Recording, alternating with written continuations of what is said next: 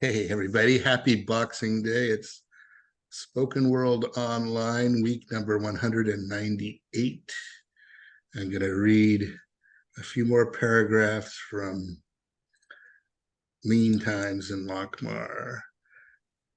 And we just found out in the last section that Plug the Extortionist is a secret devotee of Isaac of the Jug. So, as a pinkly opalescent rose ribboned dawn surged up the sky from the black and stinking marsh, the Mauser sought out Fafford. Vaudres was still snoring in the gutter, embracing Isaac's cask. But the big barbarian was awake and sitting on the curb, hand grasping his chin under his beard. Already a few children had gathered at a respectful distance, though no one else was abroad. That the one can't stab or cut, the Mouser heard one of the children whisper. That's him, another answered. I'd like to sneak up behind him and stick him with this pin. I'll bet you would. I guess he's got iron skin, said a tiny girl with large eyes.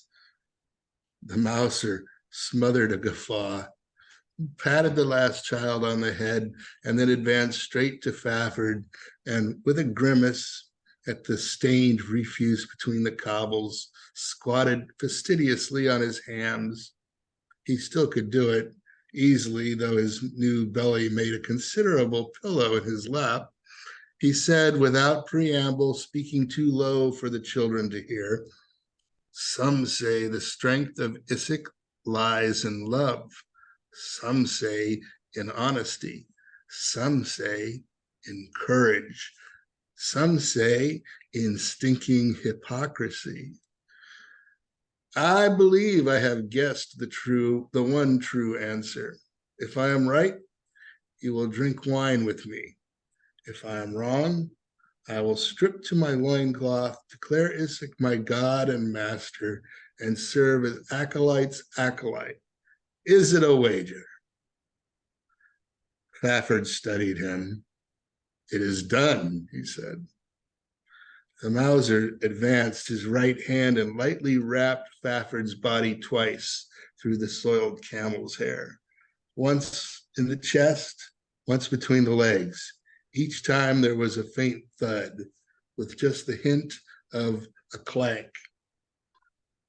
The cuirass of Mingsward and the groin piece of Grotch, the Mouser pronounced, each heavily padded to keep them from ringing. Therein lie Isaac's strength and invulnerability. They wouldn't have fit you 6 months ago. Fafford sat as one bemused. Then his face broke into a large grin. You win, he said. When do I pay? This very afternoon, the Mouser whispered, when Padres eats and takes his 40 winks. He rose with a light grunt and made off, stepping daintily from cobble to cobble. Soon the street of the gods grew moderately busy, and for a while Fafford was surrounded by a scattering of the curious. But it was a very hot day for Lockmar. By mid-afternoon, the street was deserted. Even the children had sought shade. Padres droned through the acolyte's litany twice with Fafford and then called for food by touching his hand to his mouth. It was his aesthetic custom always to eat at this uncomfortable time rather than in the cool of the evening. Fafford went off and shortly returned with a large bowl of fish stew. Padres blinked at the size of it, but tucked it away, belched, and curled around the cask. After an admonition to Fafford, he was snoring almost immediately. A hiss sounded from the low, wide archway behind them. Fafford stood up and quietly moved into the shadows of the portico. The Mouser gripped his arm and guided him toward one of several curtained doorways. Your sweat's a flood, my friend, he said softly. Tell me, do you really wear the armor from prudence, or is it a kind of metal hair shirt? Fafford did not answer. He blinked at the curtain the Mouser drew aside. I don't like this, he said. It's a house of assignation. I may be seen, and then what will dirty-minded people think? Hung for the kid, hung for the goat, the Mauser said lightly. Besides, you haven't been seen yet. In with you. Thafford complied. The heavy curtain swung to behind him, leaving the room in which they stood lit only by high rafters. As Fafford squinted into the semi-darkness, the Mauser said, I've paid the evening's rent on this place. It's private, it's near, none will know. What more could you ask? I guess you're right, Fafford said uneasily, but you've spent too much rent money. Understand, my little man, I can only one drink with you. You tricked me into that. After a fashion you did, but I pay. But only one cup of wine, little man. We're friends, but we have our separate paths to tread. So only one cup, or at most two. And to be continued in 2024. But I also wanted to, that's, that's Lean Times in Lockwater by Fritz Leiber, and December 24th was Fritz's 113th birthday. And I found a video clip of him reading his poem, Poor Little Ape, which I have read on the show before. And I would like to try something new, which I've never done on the show before. It's just screen share and see if I'm able to share that with you. Let's see, is that, no, that's not. Okay, so screen share. I'm on, right? So did I just bring up my screen, or, oh, I see share, got it, okay. So you see this, you see the text now, right, everybody? Gotcha, thanks, David. Yes. Let me find, okay, great. Let me find the right tab then. Where is that? So I see. Just a second, I get the right tab. Now I'm getting, okay, I'm going to stop sharing for a second so I get the correct tab on my browser, and then we'll try it again. The YouTube tab. Yes, exactly. So I want to make that. Just there click it is. Okay, here we go. Can you guys see my screen now? I stopped sharing, right? Right. I'm going back on. No, you have to come back and start over the process over. Gotcha. All right, we'll give it a shot. Let's see here. Share. Here we are. You got it. There's Fritz. And man first strode out Change of the his volume, David. I'm Roarshock.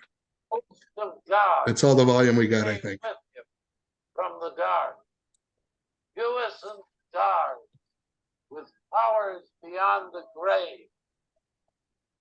But light is cruel to God. The awful spark of knowledge flare, and man must watch each die until but one was left upon his throne, and that one shrunken to a puerile lie, and man must face the aching void alone. In nature are strange, haunting cries that seem to voice the heart of solitude. The mourning of the dove, the seahawk's scream, hoot of the owl through woods that drearily brood, howl of the wolf under the sky's gray span. Last of these lonely cries, the voice of man.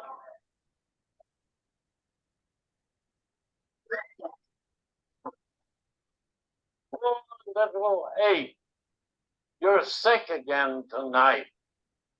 Has the shrill, fretful chatter fevered you? Was it a dreamland gave you such a fright? And did the serpent fear glide from the slough? You cough, you moan.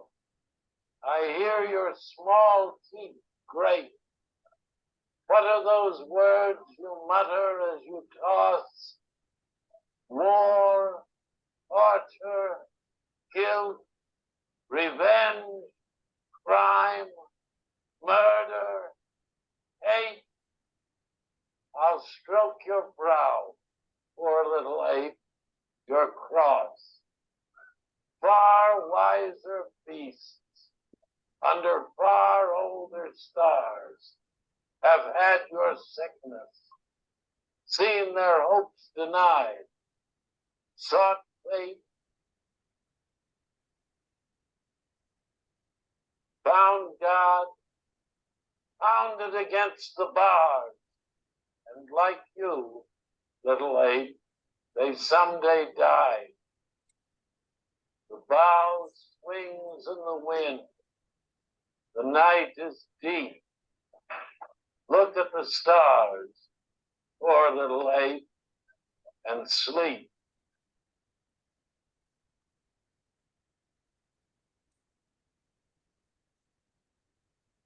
And thanks, everybody. I'm going to stop sharing my screen now. How do I do that?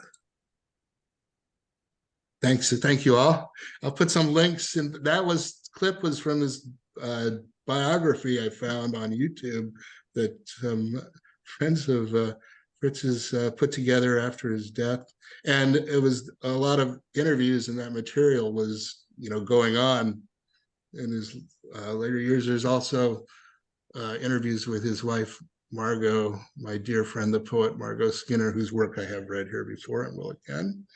And I found this link right around Halloween of the Days of the Dead. So it was like a visit with old dear friends. Thanks for listening, everybody. And Happy New Year, and long may we all run.